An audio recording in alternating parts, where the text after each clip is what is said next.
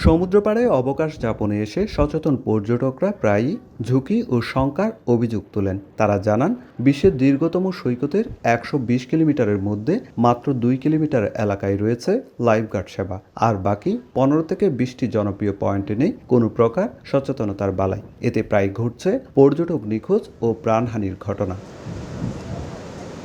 পর্যটকদের কাছে এক অত্যন্ত জনপ্রিয় গন্তব্য কক্সবাজারের ইনানি, তবে এখানে রয়েছে গভীর এক নিরাপত্তা সংকট। ইনানি সৈকতে অন্তত ৩টি গুরুত্বপূর্ণ পয়েন্টে নেই কোনো লাইফগার্ড সেবা, নেই কোনো সতর্কতামূলক সাইনবোর্ড বা নিরাপত্তা নির্দেশক পতাকাও।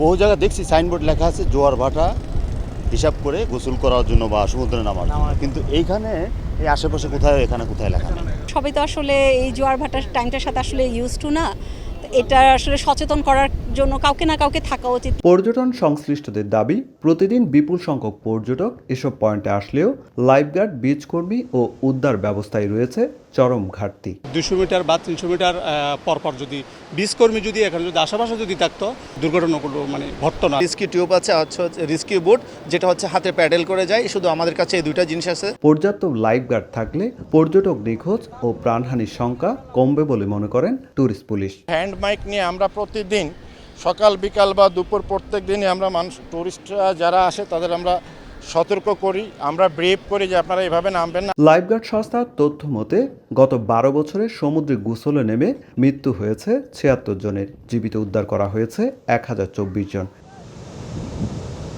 সুজাউদ্দিন রুবেল, সময় সংবাদ, কক্সবাজার।